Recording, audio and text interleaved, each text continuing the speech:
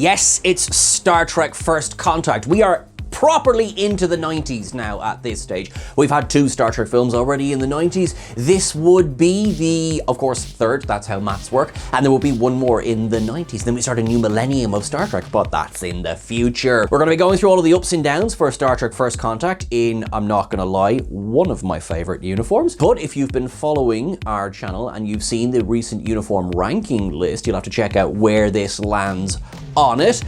I can hear the furious comments being typed right now, but sure, listen, isn't it good that we all have a chat and have opinions? And there were definitely some opinions after the Star Trek Generations ups and downs, so I'm really looking forward to seeing what kind of feedback this one gets. So will you join me, please, as we go through all of the ups and downs for Star Trek First Contact.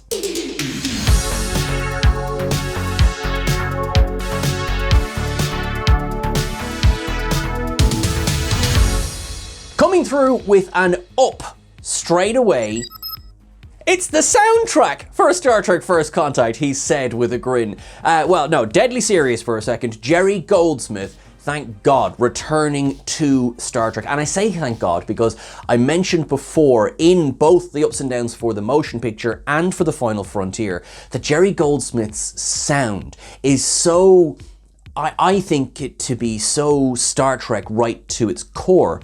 You know, that famous Star Trek march, of course, from the motion picture, it, then would be combined with Alexander Courage's theme in Star Trek V, The Final Frontier. And you get both of them in Star Trek First Contact.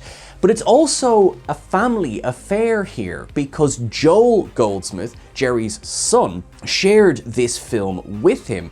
Joel did an awful lot of the stuff for the Borg, while Jerry took care of a lot of, well, the rest of it, really. And the sound together is just one of the most beautiful soundtracks of them all. In fact, the First Contact theme, I know, is one of the most popular pieces of music from the entire Star Trek universe, as is, jumping to the end, the arrival of the Vulcans in the Tiplana Hath. It's just such a beautiful, soaring score. One of the fair pieces of feedback that we got from the Generations one was that a lot of people took umbrage with the idea that the battle music in Generations was reused in DS9 and, twice.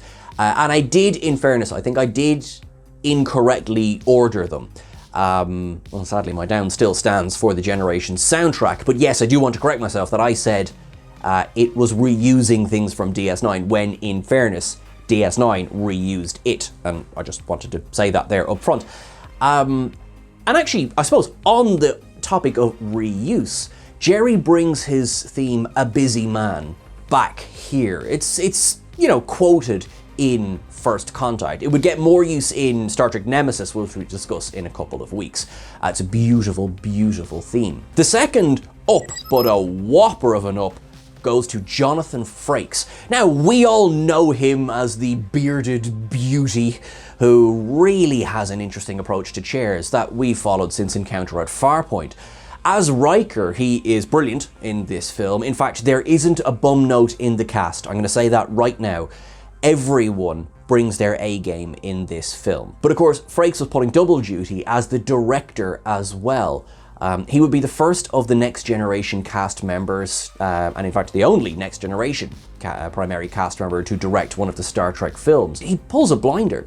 When I was reading about the behind the scenes of this film, he had a somewhat, not a rushed production period, but a shorter than would be liked production period. Basically, what was it he said? He was given the job of director about a month later than he would have liked.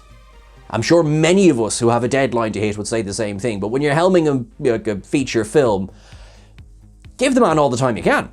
But Two Takes Frakes absolutely delivered with this film. Many people regard First Contact as the best of the Next Generation era of films. Now, whatever your opinion on that, there is no denying it is a blinder. Going into the actual plot of the film, an up from me goes to the Borg nightmares in the very beginning. It's a heck of a way to open a film.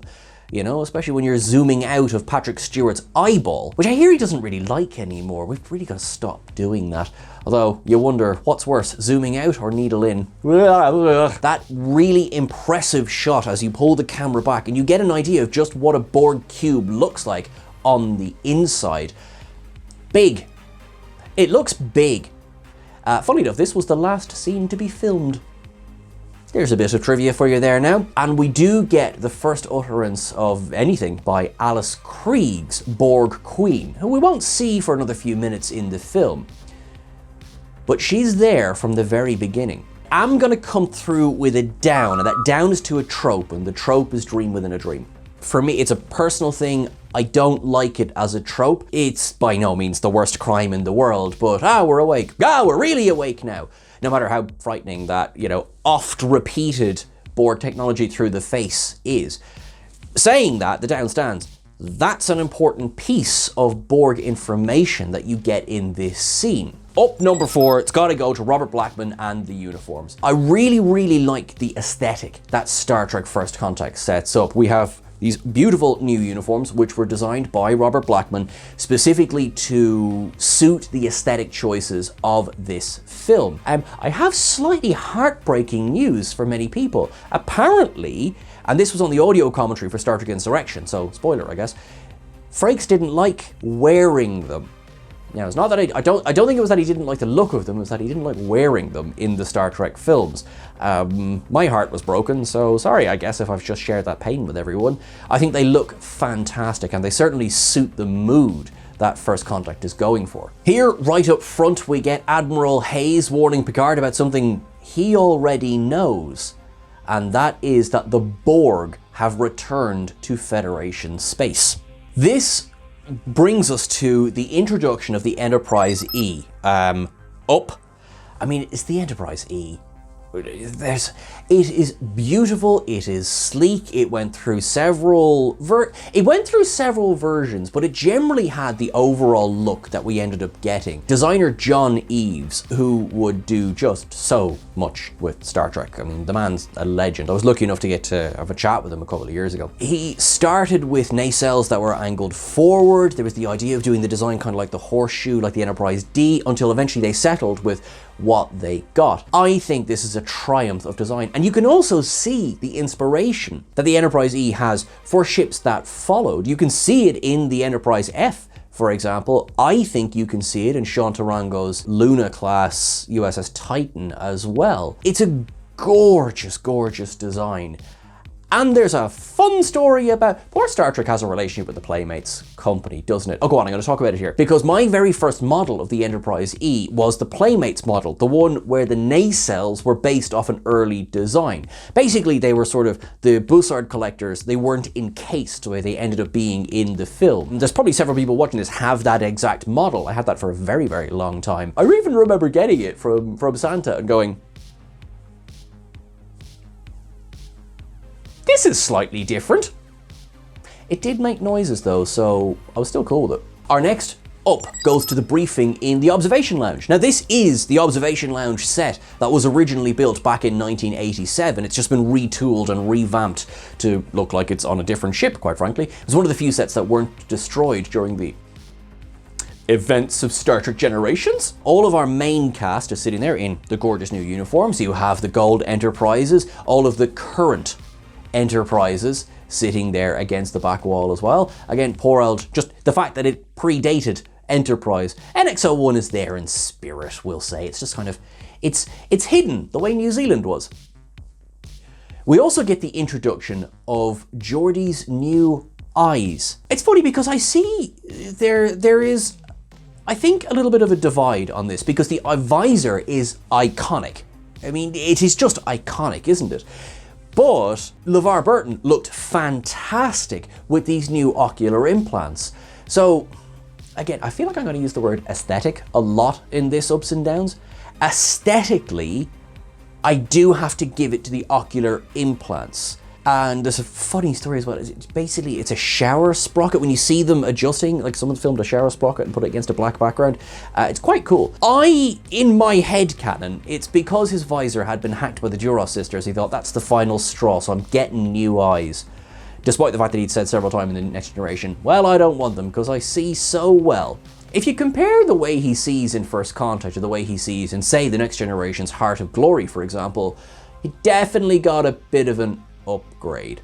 I thank you for joining me on that wild tangent. Long story short, they're not going to the battle. They're not joining the rest of Starfleet because Starfleet has ordered them to the neutral zone in case the Romulans decide to take advantage of the situation. And as the crew points out, huh? I mean, they say it differently, but that's what they're saying. But Starfleet's orders stand, and so they set a course to the neutral zone. We then cut to, I wonder how many people this was their classical music introduction. It's not Bizet, it's Berlioz, and it's from Le Troyen, Valence Sonore. I have, again, headcanon, I have this great image in my head of, actually, Picard's ready room is not soundproofed at all. And in fact, they're all sitting there on the bridge going like, will he please turn it down? This is ridiculous. I do have it down. I have it down. You see, well, in shadow anyway, you see that Picard has a model of the Enterprise E in his ready room. I'm sort of like, he had the Stargazer in the Enterprise D ready room. I don't know, it just bugged me that it wasn't the Enterprise D. Perhaps that is an irrational down, but I think it should have been the Enterprise D rather than the Enterprise E there. We get that great exchange where Troy signals in, we've just heard from the fleet, they've engaged the Borg. Up. Even though the film wasn't exactly a barrel of laughs up to this point, you just feel it change like that. They walk out on the bridge, they start to listen to the sounds of Starfleet getting its ass kicked. Couple of nice Easter eggs there in terms of ship names, but what you really hear is their colleagues fighting and dying. Picard doesn't mess about. On the redesigned bridge, which by the way, Herman Zimmerman absolutely smashed it in this film, he gives the order to defy orders. He lets everyone know he's going to do that. If anyone wants to make a protest, they can log it, he'll note it in their log. How could he not decide to do that when you get that fantastic cinematic, we are the Borg? I will say, it's not a down, but Data saying, I think I speak for everyone here, Captain, when I say to hell with their orders. Just for me, it was too much of a riff on Spock in The Undiscovered Country. If I were human, I believe my response would be, go to hell, if I were human. I feel like they were trying to do that moment and it didn't land as well. Just my opinion on the matter. Up to the Borg cube on the big screen. To think that they were thinking originally they weren't going to do a cube, which I think would be just the awful idea. It's so instantly recognizable. And I mean, every subwoofer in the land rattles as that thing pulls up. We also get taken up to the Defiant, which is finally doing what it was designed to do, which is fight the Borg. Now, I'm not going to lie, it's not doing very well, depending on who you ask, because apparently versions of this film had it that the battle was much longer than it actually ended up being seen on screen. I mean, the neutral zone is not beside Mars, and they fly from the neutral zone 2 sectors to Earth.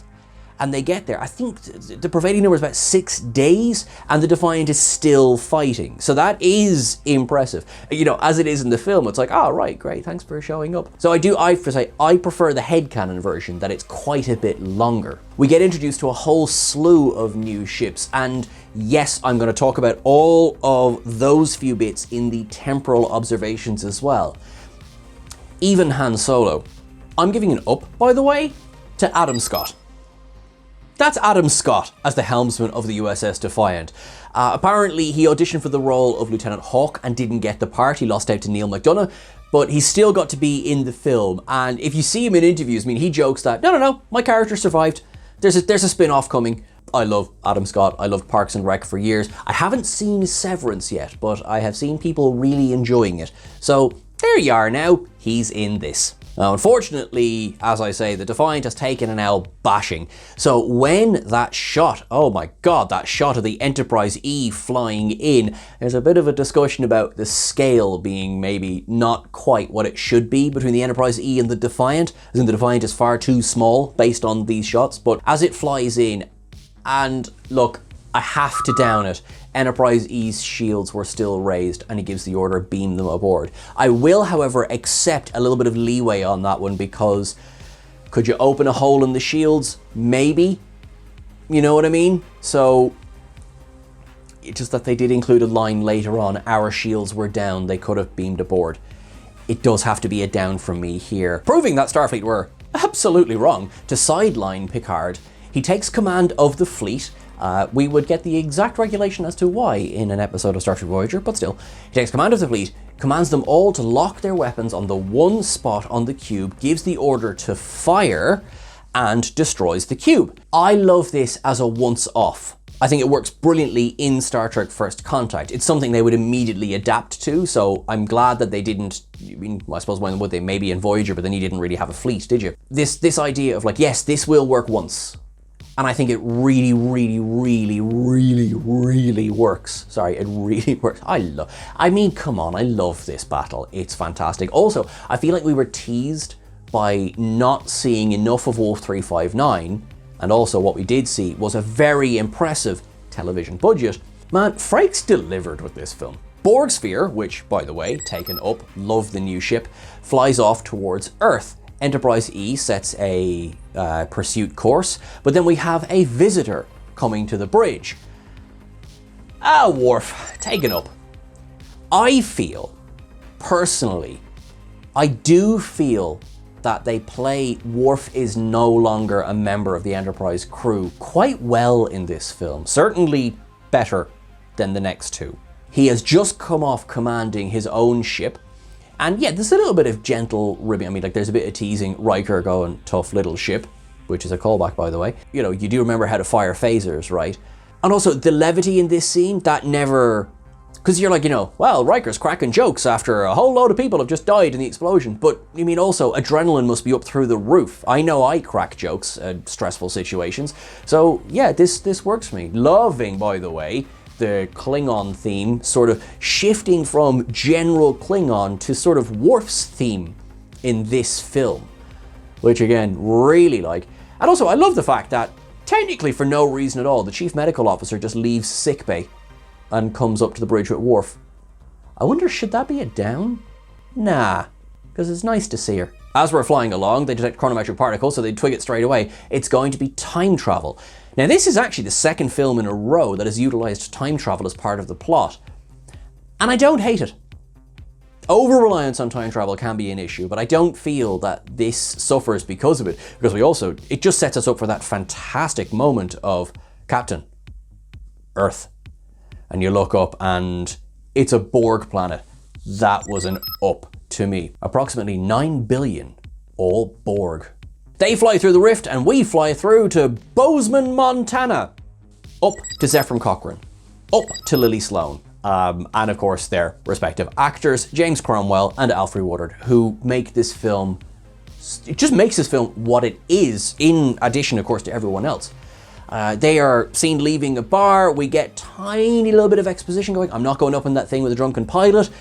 Something starts firing on this complex. It's the Econ! After all these years? What? No, it's a Borg sphere. Apparently not using one quantum torpedo to destroy the entire thing. One quantum torpedo. Anyway, sure, listen. What I am going to do though is I'm going to give it down. Great shot of the Enterprise flying through that portal, but that sphere was destroyed very easily. I'm giving it a down because boom, boom, boom, explosion, done. Right. Apparently in the shooting script, Admiral Hayes talked up how good the quantum torpedoes were, that they were so effective against the Borg, that, you know, this was back when it was going to be like an invasion of ships rather than just the cube. Budget. But apparently, you know, like they would come straight through Borg defenses and everything. That's great, but that's not what we see on screen. So for what we see on screen, the sphere's a bit, all right then. We get the great kind of twigging what day it is scene aboard the bridge. You know, like, April 4th, 2063, the day before First Contact. Sorry, just for Paramount and CBS, First Contact Day is April the 5th. They beam down because they know that this is where Zephram Cochrane is building his warp ship, that tomorrow is the flight that will mean, humans will become known on the galactic scale. They need to make sure this happens. So they beam down to the site. I love that. Just like, rather than going, we need to organize clothes, walk in, transporter room, computer, mid-21st century civilian clothing. Why would you not do that? It's a brilliant idea. There you go, get changed on the way. Possibly beam it, in later years, they would just beam it onto themselves. But yeah, it looks really good. I'm so on board with that. They beam down, they're looking through, they see a lot of dead bodies. They find the Phoenix, which thankfully hasn't been destroyed because the Borg are bloody stupid when it comes to firing weapons. But the person who's not stupid is Lily Sloan, who is guarding the Phoenix, and she empties a machine gun magazine on Data, who says greetings. Oh, okay, so the pieces are nearly all in place now. Picard, so Crusher figures out that Lily has radiation poisoning. She'll have to be beamed up, but don't worry, I will keep her unconscious. And Geordi is given the command to beam down and bring an engineering team. Little did Picard know, he just saved Geordi's life, because he twigs, it's getting a little warm in engineering, isn't it? Well, anyway, thankfully he beams off the ship. Lucky escape. The film kind of takes a second here to take a breath, and this is where you have Picard and Data with the Phoenix, and I really like this scene in a film that you really get it on rewatch, because first watch you're just about the experience, rewatch you're kind of, you know what's coming, you can kind of time it if you like, and on rewatch you know that you can go, this is where Picard places his hand against the Phoenix, and it's an up from me. I love this scene, and of course you get the, I'm detecting imperfections in the titanium alloy, but it is no more real to me than it was a moment ago. And then you get Troy. Would you three like to be alone? I don't know, I just dig it. It's a great little moment of peace in a fairly serious situation. Needless to say, we switch to complete horror moments later. I am going to up the horror in this film because I think it walks a fine line between adult frights and still relatively family friendly. There's maybe a scene or two where like, okay, right, you're walking the line of family friendly there. You probably know which ones I'm talking about, but poor Paul Porter. Up he goes because it's getting so warm, he's crawling through the Jeffries tubes. Hey, anyone else working maintenance in here?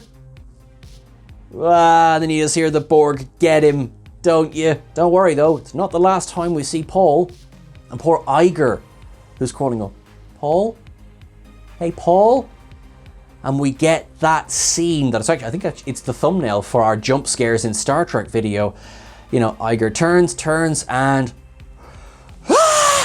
straight out of, oh no, I don't like it. It's excellent, it's really good. It's an up from me. Picard realizes, because as he mentioned to Deanna earlier, he can hear the Borg, and he can hear them now, which means he knows they're still alive. We get that one shot where they're walking through the corridor and Picard asks Worf, is everything all right up there? We are experiencing some environmental difficulties. Picard and Data are going to beam up to the ship, while Riker and Troy are going to stay down to the planet, which is the best thing for their continued well-being. In sickbay, which is of course a very familiar set to probably everyone in the audience, let's be real, I want to give an up to Alyssa Ogawa. Patti Yasutake was in this film, of course. She was in Generations as well. She's not in Insurrection or Nemesis, so this marks her final appearance as Ogawa in Star Trek. We sadly lost her in 2024.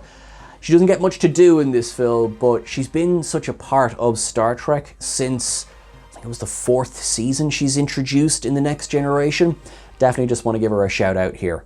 We also then get, speaking of jump scares, they lose contact with the bridge, and the next thing you get a fist slam into the doors of sickbay. On the bridge, Picard has arrived with Data. Worf informs him that they've lost contact with Deck 16. Picard orders them to seal off Deck 16. And he says, before losing contact, what was the last thing we recorded? And we get that immortal thing. Temperature 39.1 degrees Celsius. Taken up for this scene. Everything Data's fractal code as well, locking the Borg out. The Borg won't stay on Deck 16. Rapidly getting to Lily being woken up by Crusher, and Lily being understandably going, oh, Don, I'm not in Kansas anymore. And I mean, come on. Up to the emergency medical hologram. Robert Picardo making a cameo appearance here in Star Trek First Contact, playing the emergency medical hologram of the Enterprise E, not the one of the Voyagers. Different characters, folks. We also get to see him for the first time in this uniform as well. Well, not this one because this is red, but you know, this overall grey uniform, and he gets to do a great play on the immortal line. This isn't in my program. I'm a doctor, not a doorstop. Oh, do a dance, sing a song, just buy us a few seconds. Oh, I love it. And then, the Borg break in, but it's from their point of view. Medical research has indicated that Borg implants cause severe skin irritations. Perhaps you'd like an analgesic cream? What comes next is that great scene in Voyager's cargo bay, in the weapons locker of the Enterprise E. And speaking of weapons,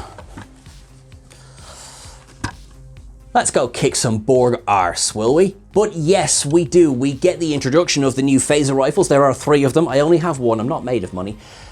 We get the 3 different phaser rifles. Worf says he has programmed them to fire on rotating frequencies, but even with that, he doesn't reckon they'll get more than 12 shots at most. I'm sure we've all counted. I think they get slightly more than a dozen, but anyway. They go through the plant. They're going to puncture the plasma coolant tanks on either side of the warp core so they don't blow up the ship.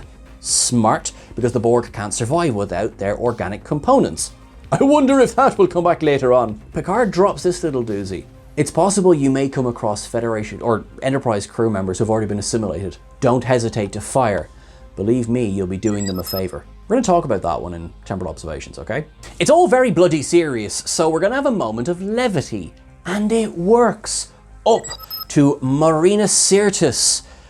And don't go criticizing her counseling techniques. This is no time to argue about time. We don't have the time. Oh, what was she saying? I too have known the deleterious effects of tequila. I think she's doing a bloody good job here. Because this is a sort of, introduction. I mean, we've seen Zefram Cochrane in the film already, but the sort of reintroduction, if you like, of Zefram Cochrane as a hard-drinking, booze hound, really. A complete break in the heavy before and after that this film offers. I mean, Cochrane, not quite what we were expecting, and not quite what we were introduced to in the original series either. And also struggles to get Deanna's name. This Deanna. This is the good stuff. Yeah, Riker does his very best to be professional. No, well, time and a place. Will. Okay, that wasn't so good. And poor Troy passes out on the table. The film, it doesn't even attempt to take the scene seriously. And it's so funny because you know that Frakes is acting in and directing this scene as well. I kind of wonder if at this point his kind of was just, I just need a break. And although I'm enjoying everything going around, yeah, this seems like a busy film. Anyway, yeah, Marina Sirtis smashed it in this scene. Reminder everyone, Data has an emotion chip now. We do, however, have a development since the previous film, which is that Picard can order him to turn his emotion chip off. Data did describe feeling anxiety, but after he does, done. Data, there are times that I envy you. Oh. 2 recon teams converge at engineering, the one led by Worf and the one led by Picard and Data. There's a couple of continuity errors that, because of a sort of a array of cuts, and you do see them sort of handing, particularly phaser rifles. The phaser rifles, if you look at them, it sort of changes who's holding what between the cuts.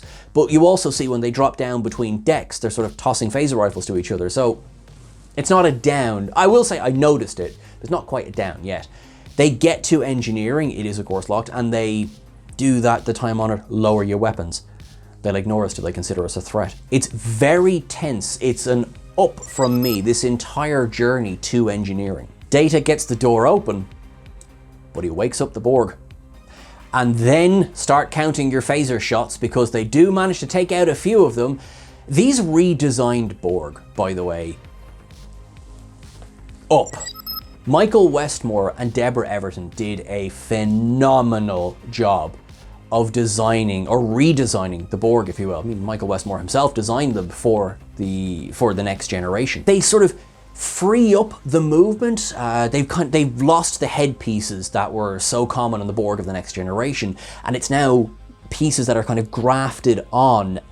Westmore said in an interview that he wanted to look like they were kind of Borgified from the inside out, and we get a little bit of that as the film goes on. They look scary. These Borg are frightening, and you can see why these would be the Borg that would go on to certainly appear in Voyager and Enterprise because of wibbly wobbly timey wimey, but then also really influence what we would see in Picard, for example. And these Borg, while being fairly expressionless in their faces, are also bloody terrifying. I mean, you get zombie invasion here. You really get that. And, you know, thankfully Data's able to keep Picard alive by just casually snapping a Borg's neck, as you do.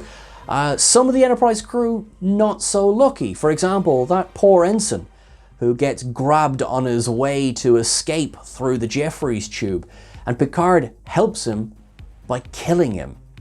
It's a brutal moment, and we hadn't really seen this from Picard before, and it's definitely a taste of things to come. But you know I'm giving a whopper of an up to, well, you better find a way to make it easy, soldier, or I'm going to start pushing buttons. Lily and Jean-Luc, as a double act, this is the first we get, well, first kind of that we get of them. Technically, they were both in the missile tube, but of them together, Alfre Woodard is brilliant. She is so brilliant in this scene, well, in all of the scenes, but particularly in this one, because she doesn't have time. He's trying to speak to her to convince her to, you know, drop the weapon or whatever. Yeah, no, she's having none of it. She needs to, but she doesn't realize she's on a ship yet, but she needs to get out of there. Slow. Oh. Yeah, everything about it works. Data's not having a great day because he got grabbed by the Borg. He's now on some sort of examination table, and he can see the Borg are trying to break his code that he put into the Enterprise computer. Your efforts to break my code will not be successful, nor will your attempts to assimilate me into your collective. Brave words. I've heard them before. From thousands of species across thousands of worlds. But now, they are all Borg. Up.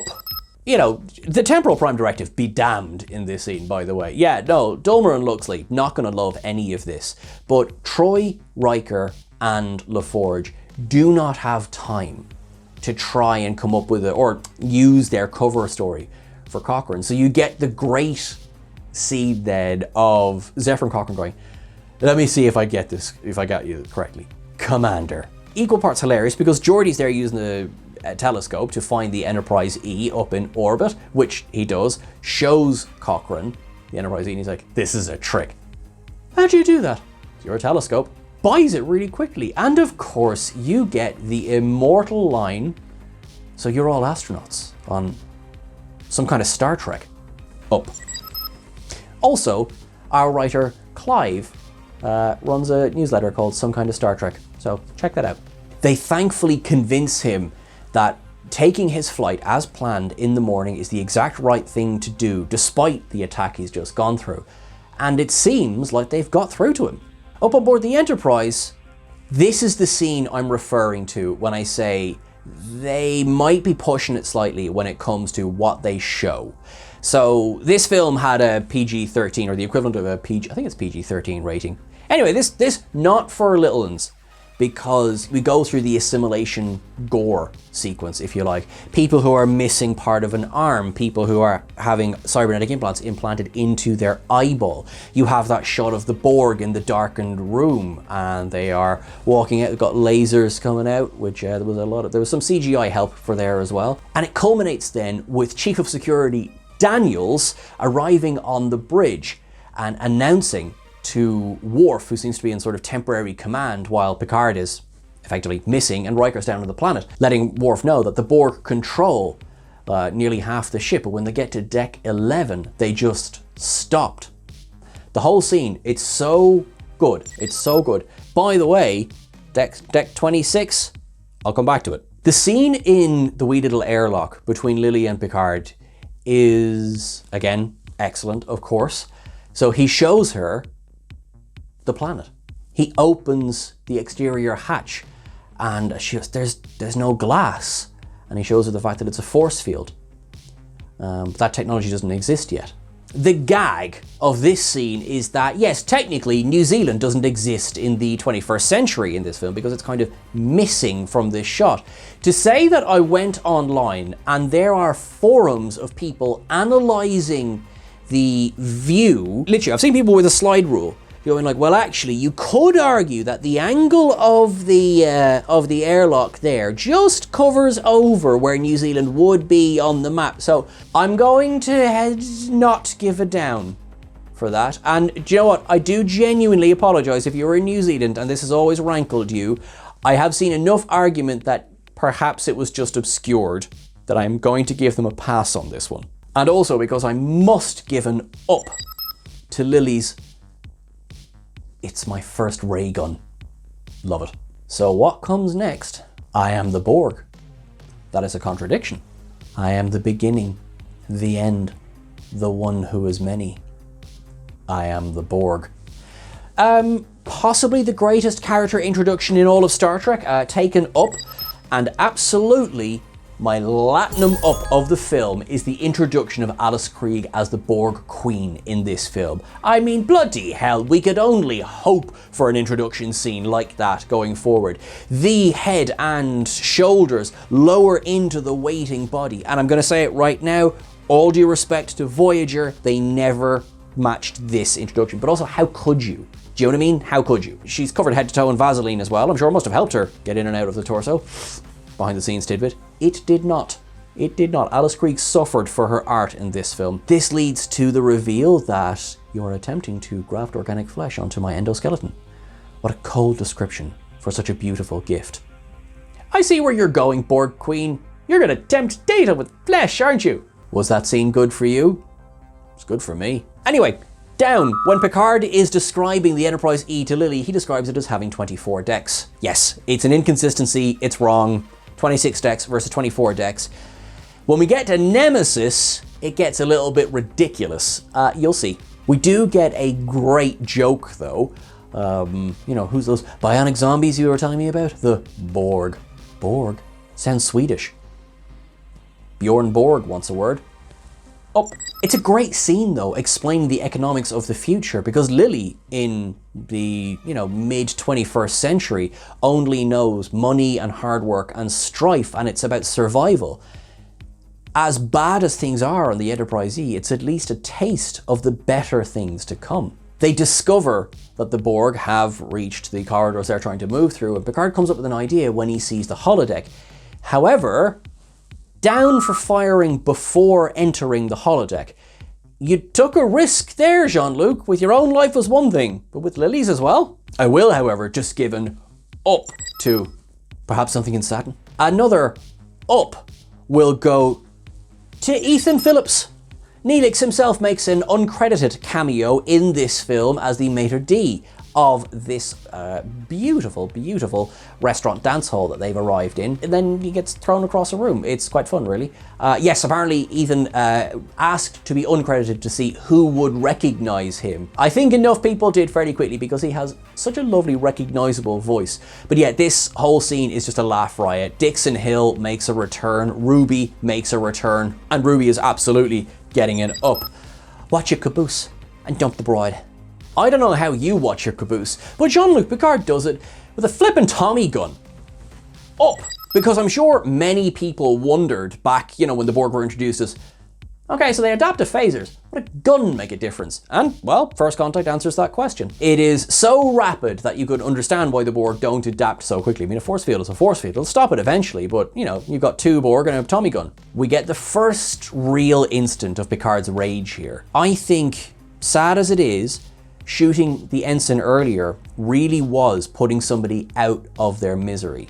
This felt personal.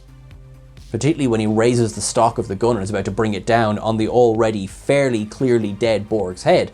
And Lily jumps in with, hey, I think you got him. A great sign here of Lily going, oh yeah, no, we're not doing this. We get that grim moment of Lily realizing that this was an assimilated crewman.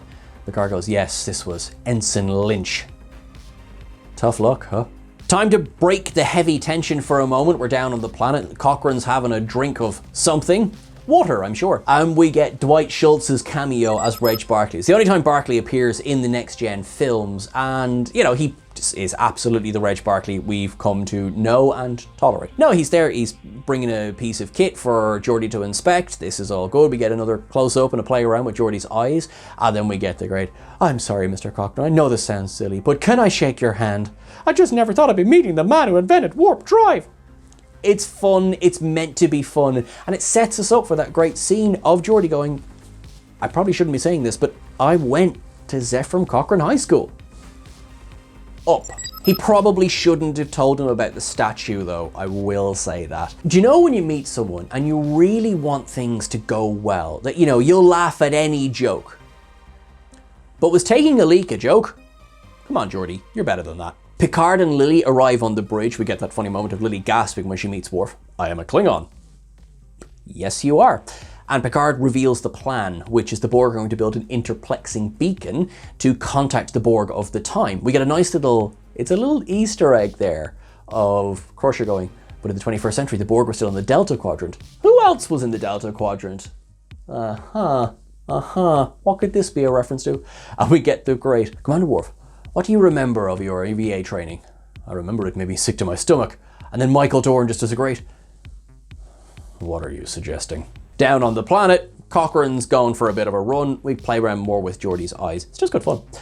In the airlock, before they go out, we get, although it's only been a couple of minutes, it still feels like a great callback when Lily is standing there and she says to Picard, "Watch your caboose." I intend to. That's an up from me. As is that gorgeous shot of the exterior of the Enterprise E as the three of them, Worf, Picard, and Hawk, I'll talk about Hawk now in a minute, all start walking toward the deflector. I mean, it is hilarious. I mean, you know, don't you? You just know. Poor old Hawk. If that had been probably any other character, the three of them were coming home. We come then to, I'm gonna say it, my least favorite scene in the film. Fully functional. It's a down from me. It was a joke too far. I like the setup. I like the reveal that you've got basically a sleeve of flesh now put on Data's arm. That works. Data, as his emotion chip has been reactivated, so he's trying to be sassy with the Queen. Some of it really works. You know, believing oneself to be perfect is often the sign of a delusional mind. Small words from a small being. Alice Grey, it's just brilliant. And then Data tries to make a run for it. Yep, cool, as you would. She activates a force field. Fair play, as you probably would. And then he gets torn across the arm, and you get that build up. That all works. So I really want to specify everything up until she uses sexuality works for me. And the Queen herself, I think, is quite good in this scene. There's a cold calculation. It's something to do with leaving the eyes open while kissing, you know, as presented in this film. It's very much like, yes, this is working, it's very robotic. Two robots, lol. I don't know if the problem is that it's Data. Is that my problem with the fact that it's Data? You know, you could argue perhaps he's not supposed to have as much control over his feelings as, say, anyone who was born and raised with feelings. So there is that, but I feel it was put in for too much of a levity, callback, silliness. All of it just doesn't come together for me. So when they have that kiss at the end of the scene, I really feel myself kind of groaning rather than going, that's good. Out beside the deflector dish, the plan is quite straightforward. There are 3 maglocks which hold the center of the dish to the Enterprise, which if released will release the deflector dish. Everybody wins. Okay, brilliant. Lieutenant Hawk, who presumably has served longer than 47 minutes on board the Enterprise E, proposes that they just shoot at the dish. Picard then reminds him that it's charged with antiprotons that could destroy half the ship. Down, Hawk's an idiot. I'm sorry, but Hawk is an idiot in this film. And, you know, that seems like a fairly, like, you would surely know that, or have possibly suggested it somewhere between the airlock and walking over there. So unfortunately, it doesn't make him look very good. To be fair to Hawk, though, Down That's a silly line. This is something that actually is addressed in, I'll talk about it in the Temporal Observations, but it's actually addressed in future Star Trek films. But imagine you've got this fearsome starship coming towards you, you're an enemy, what are we gonna do? Well, there's a massive bullseye sitting on that ship that if you hit that, everybody wins. And we have seen, unfortunately, things like, the episode The Jem'Hadar of DS9 and the poor Odyssey. It's like, all right, yeah, you hit the deflector dish, everybody wins. It's a very bad design flaw. Down on the planet, Riker and Geordi and the rest, they catch up with Cochrane and he just goes, I don't care, I'm not going back. I don't want to be a statue. And Riker pulls out his phaser and stuns him and turns around to Geordi and quite rightly admonishes him, going, you told him about the statue? Yeah, up. Riker's right. Up then on the Enterprise E as well. It's kind of now that I think about it, it's kind of an odd break. Anyway, Worf, Picard and Hawk, they set themselves up at the different maglocks and they start to activate them so that they can deactivate the magnetic ceilings. Worf activates his fairly easily, also Worf being easily the strongest of the three because it's definitely inferred that there's a bit of heft in them now. He wakes up a Borg who comes over to him and starts the battle. They'd already fired a shot at the Borg, they'd killed one, but the next one's adapted, and so we get the reveal of Worf's mech-leth, making a lovely cameo appearance from DS9, first seen in The Way of the Warrior. We get that battle. Worf quickly dispatches his Borg, but oops, Borg has torn Worf's suit. That's probably not good. Meanwhile, Hawk gets redshirted. I know it sounds so blunt to put it like that, but that's exactly what happens. He sits there, he doesn't look up quick enough, and he gets grabbed by a Borg. And basically I've written down Goodbye Hawk 1 on this. And I do feel bad for him because nobody wants to end up being a Borg, depending on who you ask. So, yeah, don't worry, it's not the last we'll see of him though. Picard manages to unlock his mag servo and is then faced by another Borg who's come to deal with him. And he has the great idea of disengage the magnetic boots, pushing himself off and flying over to where Hawk was. And he's just about to... well, I mean, he does activate Hawk's maglock, which does release the deflector dish, and just as he's about to pick up his phaser rifle, Hawk returns. And inside Hawk's helmet, we have Borg technology. This in conjunction with the dream, so the dream being a dream. So this sort of, in conjunction with that dream and that poor ensign who you could see it running through his skin, you kind of get the first real depiction of, I suppose, nanoprobes and how this version of Borg technology works. If you think of The Next Generation, it was a slow, laborious, probably torturous process as well. Whereas this is vampire stuff. This is vampire zombie stuff. And this is good. This version of Hawk, sorry Hawk, but this is an up from me. And also impeccable timing, Worf taken up, leading to, assimilate this. Up. Down on the planet, there's two completely different films happening, I love it. But down on the planet, poor Cochrane is dealing with a hangover, which might have been from the whiskey or your laser gun, but I'm ready to make history. I think this is a critical scene because Cochrane is such an important character, but we kind of get set pieces with him rather than exploration of him as a character overall. But I do like this exchange between himself and Riker when he reveals that his idea of the future is money and retiring to an island full of naked women. That's the Zefram Cochrane of reality. And Riker just smiles and he repeats, although he hasn't said them yet, Cochrane's own words back at him. Don't try to be a great man, just be a man. Let history make its own decisions. That's rhetorical nonsense. Who said that? You did. 10 years from now. Up. Back on the bridge of the Enterprise, things aren't looking too good. Daniels reports that several of their security checkpoints have been overrun by the Borg. Picard says, fight hand to hand if you have to. Worf is the one to say it. We've lost the Enterprise, self-destruct. Picard is like, no, we will not lose the Enterprise, not while I'm in command. The scene is brilliant, the acting is brilliant, but Picard, you're a prick in this scene. Calling Worf a coward. That's low. That's really low. Worf may not be part of the crew anymore, but you don't do that.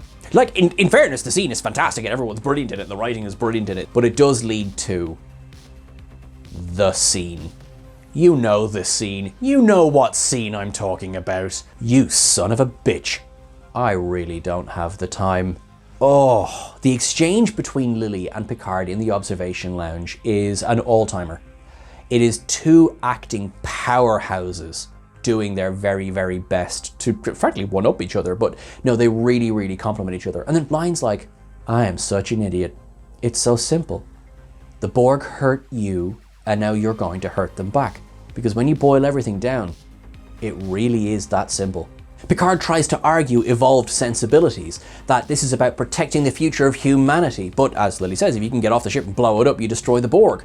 6 years ago, I was assimilated into their collective. So you can understand, my dear, I have a somewhat unique perspective on the Borg.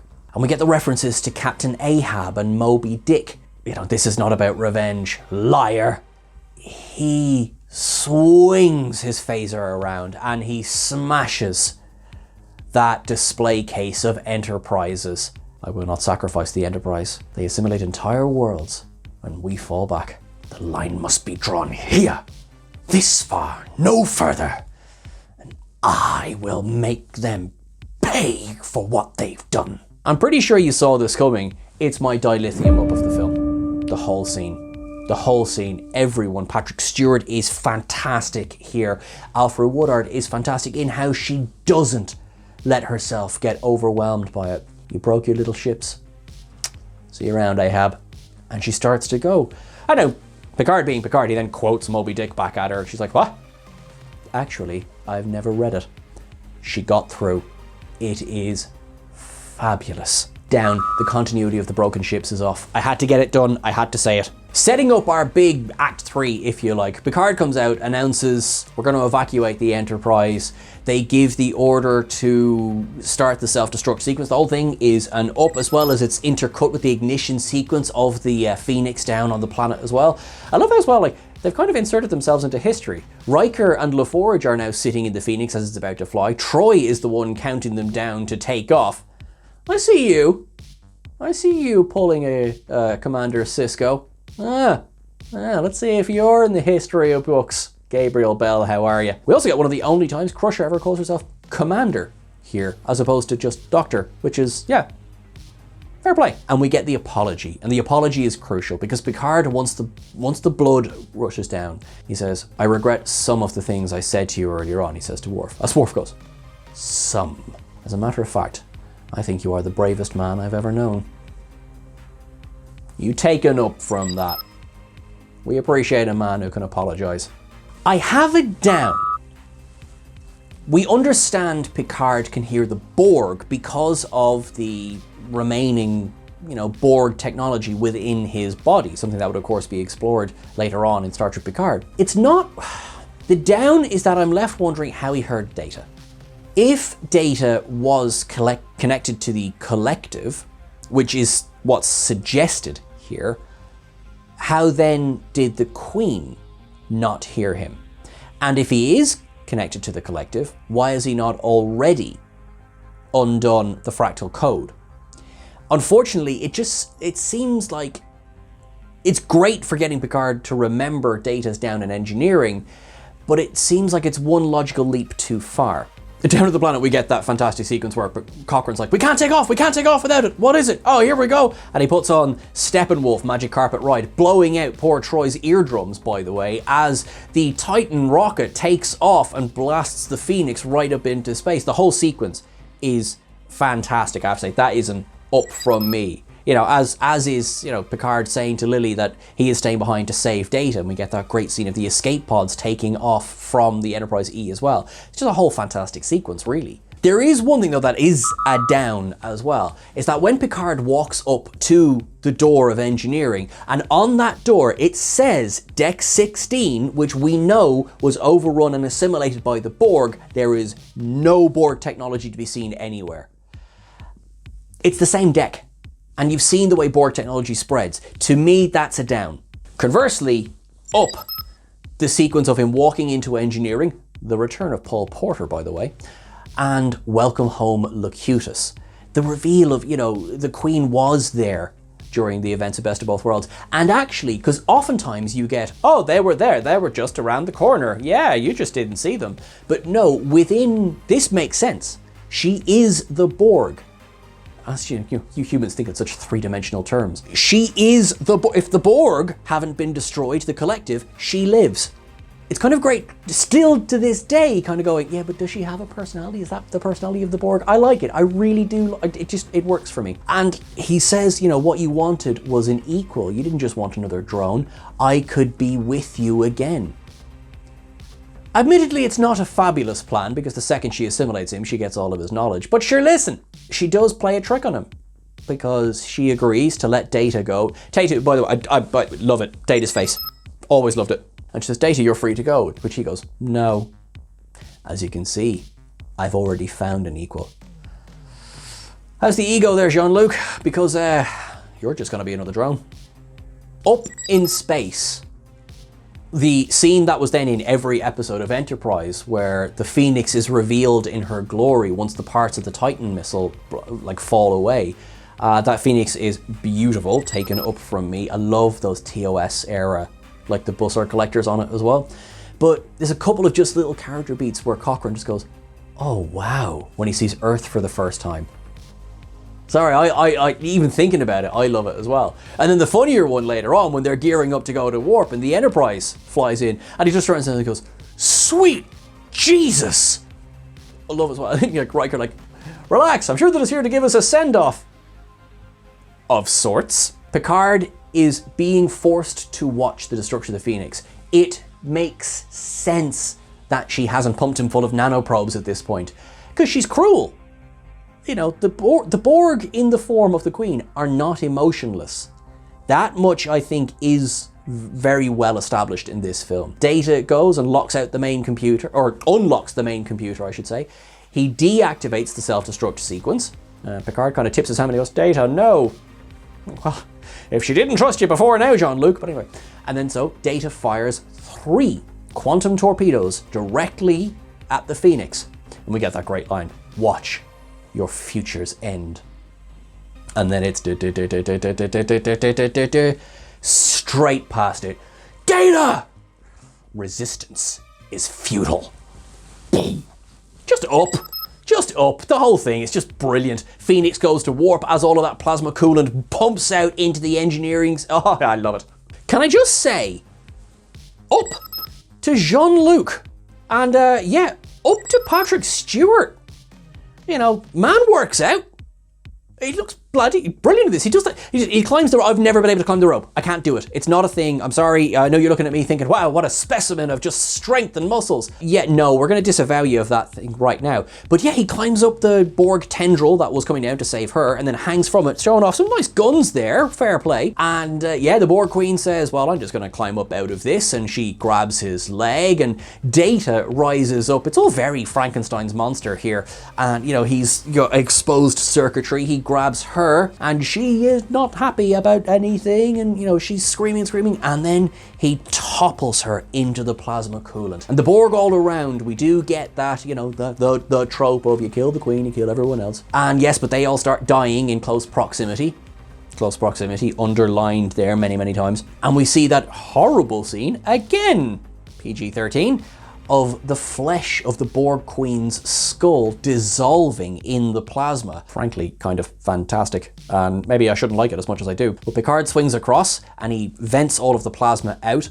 Thankfully, the Borg have died, because I would not like to be in there with a bunch of angry Borg. He goes down and walks across. We get, just the music is fantastic in this scene as well. But walks across to the Borg Queen. And you could see the skull trying its best. It's still alive, it's clearly still alive. And so he takes her out of her casing and snaps the vertebrae. Cold. Good. And then of course you get that exchange where Data is sitting there and he goes, I imagine I look worse than I feel. For a time I was tempted by her offer. How long a time? 0.68 seconds. For an android. That is almost an eternity. Up. If we were going to give a second Latinum up for this film, this would be the other contender, which is the arrival of the Diplanahath and First Contact itself. It's just brilliant. I mean, up anyway. Beautiful design of the Vulcan ship. The reveal that they are Vulcans, which I think I was more surprised than I should have been, really, when they walked off the ship. But the great reveal, and we get this, and then, we get and then, just shake hands instead.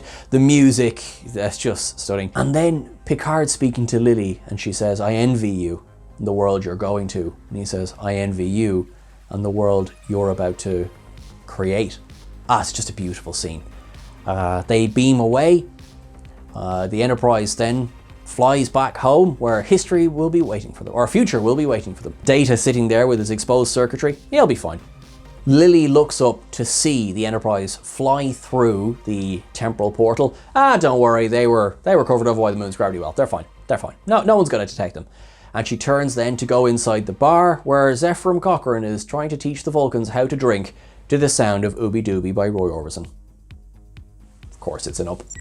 Having gone through all of the film, will you join me at Temporal Observations?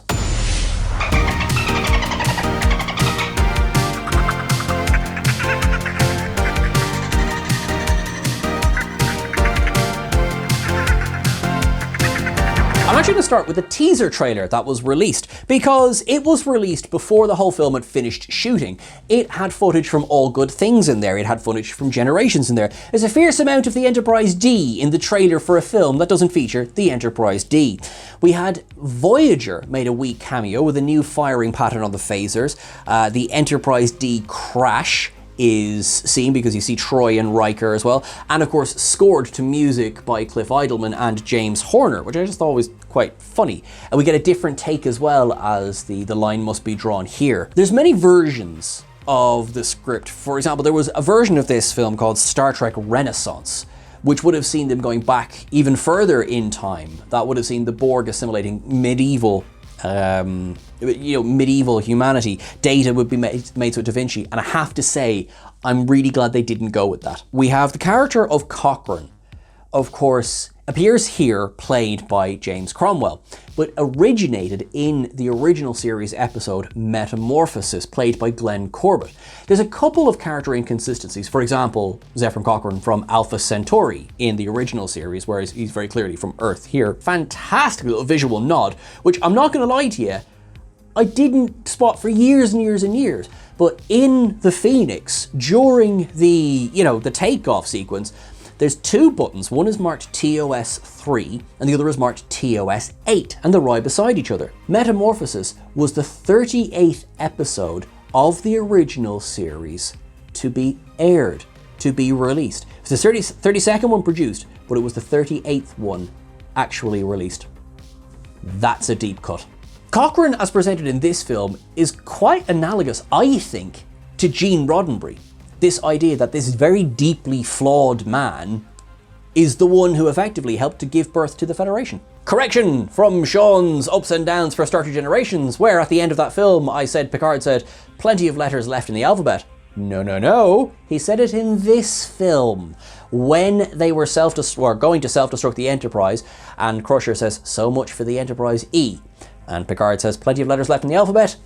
My bad. The weapons locker, where they have the briefing, is a reuse of Voyager's cargo bay, because remember, at this point, Deep Space Nine and Voyager were on the air. The Borg ships, there was a few suggestions, like a Borg obelisk, for example, by Alex Delgado, as well as exposed organs for the Borg. Now, that might have been, what we got was pretty extreme, so that might have been slightly too much. Michael Westmore included Morse code in the lasers and in the eyepieces of the Borg as well. That Morse code spelled out, production members' names. That was a real missile silo, by the way, because you can think it would be a bloody expensive thing to build. It was at Green Valley, Arizona. A real Titan II missile was, hollowed out, obviously, but it was there, onto which they placed the capsule of the Phoenix. So let's talk about Tom Hanks.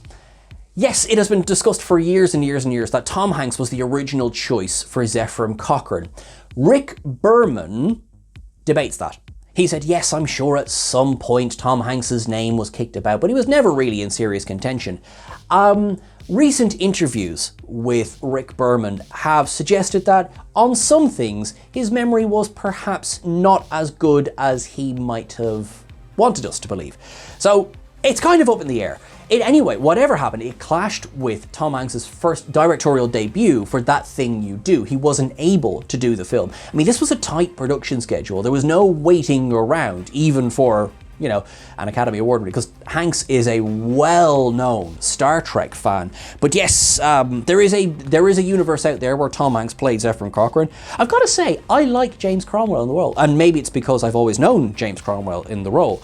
But of course, he appeared here, he appeared in Broken Bow or Broken Bow. I always get those two mixed up. But anyway, he appeared as Cochrane in that as well. But he also then returned as a hologram of himself in Grounded in Lower Decks. Alfre Woodard, of course, here, and then appeared in the Lower Decks episode as another version of Lily, Fisher Quest, when I stood up out of my seat when I heard her voice. She is the self-proclaimed godmother of Jonathan Frakes. Alice Krige, of course, originating the role of the Borg Queen here. She would return in Endgame, taking over again from Susanna Thompson, who had played the Borg Queen in both Dark Frontier and Unimatrix Zero. She appeared in I Excretus in Star Trek Lower Decks, and would then appear as the voice of the Borg Queen in both Vox, yeah, that makes sense, and The Last Generation in Star Trek Picard. There was a plan for the 5th season of Enterprise that we never got, where Alice Krige would play a Starfleet medical technician who would be assimilated by the Borg, and this would be an origin story of the Queen. Of course, we know Star Trek Enterprise's 5th season sadly never came to pass. We get our Dwight Schultz cameo, we get our Robert Picardo cameo, our Ethan Phillips cameo, Patty Yasutake cameo, well, I say cameo, but yeah. Don Stark, who would be known to a lot of people from That 70s Show as Don Pinciotti. He was Nicky the Nose in the Holosuite. He would appear, of course, he appeared alongside Kurtwood Smith in That 70s Show. He was also a Eurydian in DS9, in the episode Melora. Eric Steinberg, who played Paul Porter, was actually the runner-up for Harry Kim. He lost out to Garrett Wang. Turns out if your name is Harry Kim or you're related to Harry Kim in some way, you're not going to have a good bit of luck in the universe. There is also, right, so there's a sort of an urban legend that Hawk was meant to be gay. It has been debunked by the writers of the film that wasn't in the initial drafts for Star Trek First Contact. Now there's a big but on that one. Future publications did confirm that Hawk was gay, particularly the Section 31 novel Rogue, written by Andy Mangels and Michael A. Martin, did confirm that Hawk was gay. So there is nothing in this film to contradict that. So Schrodinger's Hawk is both gay and heterosexual. There is an extremely deep cut Easter. In fact, like, if you didn't ever see this, no worries. In the bar in Bozeman, Montana, there is an ashtray upon which the American flag with all 52 stars is there. That is a callback to the Next Generation episode, The Royale, which showed a hunk of NASA wreckage with a US flag with 52 stars on it. The maglock controls around the deflector dish are named AE-35. This was a reference to 2001: A Space Odyssey. That is the device that holds the main antennae, which means poor old Gary Lockwood has to go outside for an EVA, and everything ends well. If we go back to the start of the film for a second, that sequence, that battle, right, that's fantastic, right? The VFX supervisor is John Knoll, and he did a bloody bang-up job. We had ILM art director Alex Yeager. I'm sure most of you know this at this point. Millennium Falcon is in this film. It was put in as a joke. It's there. It's literally blinking you. I assume you're looking at a picture of it, a very blurry picture of it right now. It was put in as a joke. But what was not a joke and included was, of course, the Akira class, the Steamrunner class, the Sabre class, and the Norway class were all introduced, designed by Alex Yeager for this film. The Norway class, we've got to give a shout out to Eaglemoss there, who rebuilt the digital model of the Norway class, which was lost after this film. We did, of course, see the Akira, Steamrunner, and Sabre class in Deep Space Nine. The Akira in this one is the Thunderchild. The Thunderchild specifically would appear in Star Trek Prodigy as well. Thunderchild being a reference to War of the Worlds. We see a Nebula class, we see a Miranda class, and we see for the last time the Oberth class. The Tiplana Hath is the name of the Vulcan ship. Now, we don't hear that spoken in the film, this is just apocryphal. This ship itself would serve as the inspiration for the Vulcan ships that you would then go on and see in Star Trek Enterprise and Star Trek Lower Decks. But Tiplana Hath, the name we had heard before in Star Trek IV: The Voyage Home, it's one of the answers to one of Spock's questions when he's running through all of those, how do you feel? It's one of those answers. The film has a tiny sad little legacy, is that it opened on the same day that Mark Lenard passed away. I mentioned earlier on that the first draft of this film had a much bigger battle with the Borg. Hayes was said to say that they were getting on very well with the new quantum torpedoes, that they had destroyed 47 Borg ships and only lost 15 ships of their own. And also was said good hunting to Picard, which is just something that comes up in Ronald D. Moore scripts all the time. Lieutenant J makes an appearance on the bridge of the Enterprise E. Lieutenant Daniels would return again in the next film. Adam Scott, I've already given a shout out to. In the script, the Defiant was destroyed. Both Ira Stephen Bear and Ronald D. Moore kind of went, that presents a bit of a problem for Deep Space Nine. So it's adrift but salvageable in the film. Data's encryption code, very much a callback to the episode Brothers in Star Trek The Next Generation. The holo novels that are like up for grabs. So, Café des Artistes from We'll Always Have Paris. The Champs-Élysées, which would be a callback to Imaginary Friend. Charnock's comedy Cameray from The Outrageous O'Connor, featuring the unnamed comic, but it's Ronald B. Moore, who was, of course, the VFX supervisor for a very long time for Star Trek. Spoke to boards, lovely man. The Big Goodbye, which is, of course, where we spend the most time introducing The Big Goodbye, seen again in Manhunt and Clues. Emerald Wading Pool on Sumiko 3, which is said to be a safe experience, which is certainly how Dr. Crusher described it in Conundrum. And Equestrian Adventure from the episode Pen Pals. And yes, thank you, because I could not remember the word equestrian last week when we talked about generations. And I was like, jockey, equestrian. Thank you very much. And also, if you look at the left side of the screen, so many of the staffers' initials are there as part of the LCARs as well. I'm on board with this. The statue of Cochrane. I mean, that gets referenced all the time, but it appeared in Enterprise. Archer had one of the statues. There was also a statue in Commodore LaForge's office in The Bounty. Tycho City on the Moon is a domed city.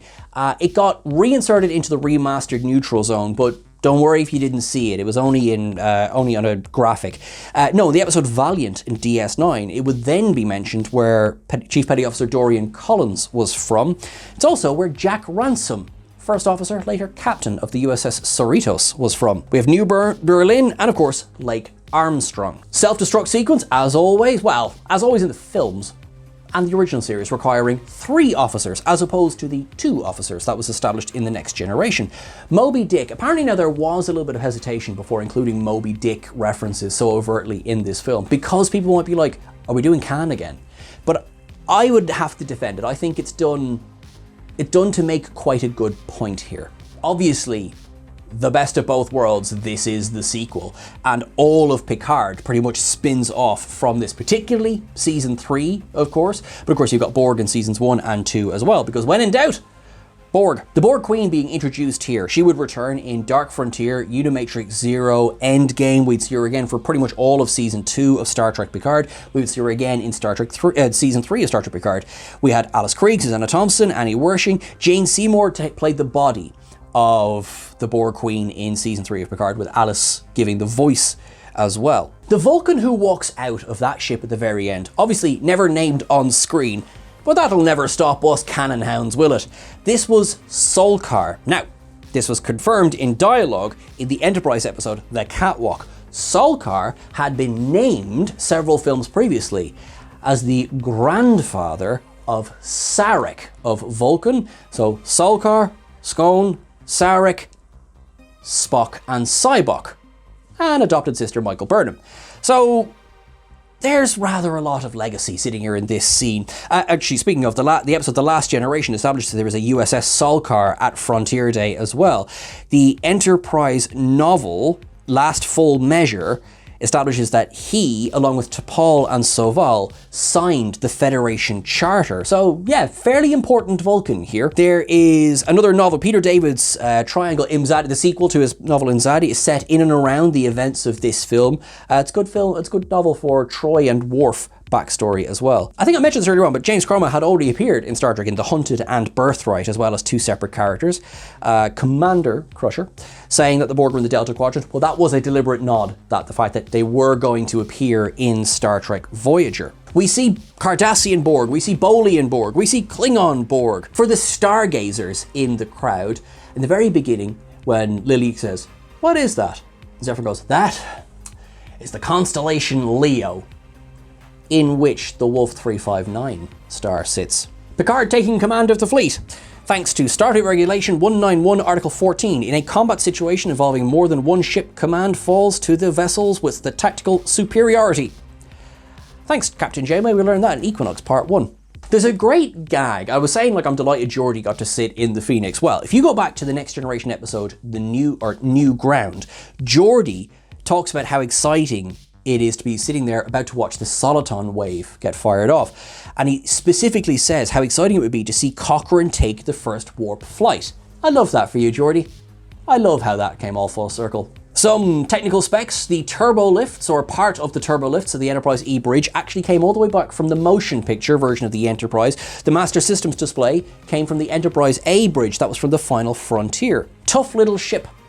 Commander Riker calls the Defiant to Worf, which is exactly how Thomas Riker described it in the episode Defiant. There's a little sight gag that's in First Contact, but it's in a whole bunch of Star Trek episodes as well, and it's the oscillation overthruster that's sitting at the back of the Phoenix's cockpit, which appears in the Adventures of Buckaroo Banzai Across the Eighth Dimension. It's in loads of episodes of Star Trek. Once you know it's there, you'll start to keep an eye out for it. Bozeman, Montana is where Brannon Braga's from, which is why Bozeman turns up so often in Star Trek. The USS Bozeman, obviously being a great example of it. The USS Bozeman, which features a name shout-out cameo in this film. And of course, we spend time in Bozeman, Montana here, as we do again in the Lower Decks episode, Grounded, where it's become a tourist attraction, which is just gas.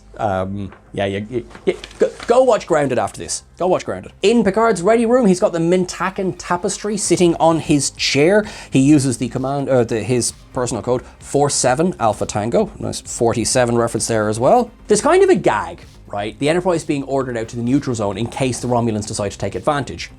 In the William Shatner, Judith and Garfield Reeves-Stevens novel, The Return, the Borg team up with the Romulans to resurrect Captain Kirk.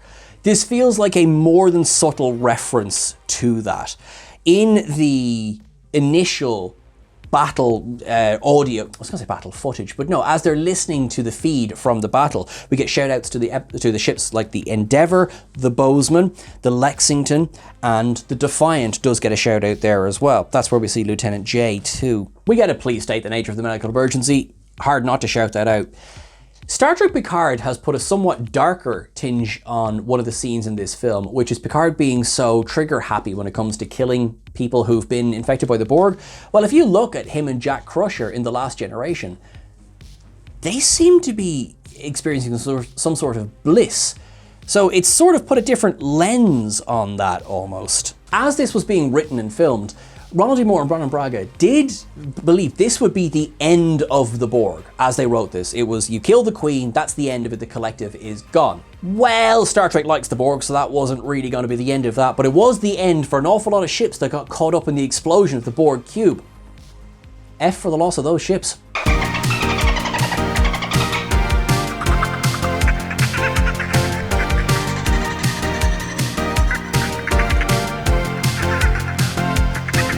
And that is Star Trek First Contact, everyone. Thank you very much for watching along. You are awesome and wonderful. We will be back with you next week with Star Trek Insurrection, and I'm really looking forward again to see what people think of that.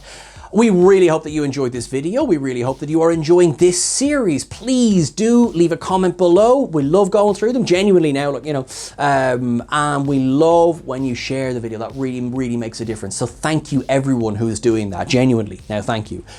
Please hit subscribe, and please make sure you're following us on the various socials. We are at TrekCulture on most of them, at TrekCultureYT on Instagram. I am at Sean Ferrick, and Tom, who had the rather thankless job of editing this together, because I know this was not one of our shorter ones, is at Tom C. Finn. Send him some love as well. Also, check out his book, which is available on Kindle and on Amazon. Maybe there's a link to it. Tom, you're awesome. Thank you so much, everyone. I will see you next week. Thanks again.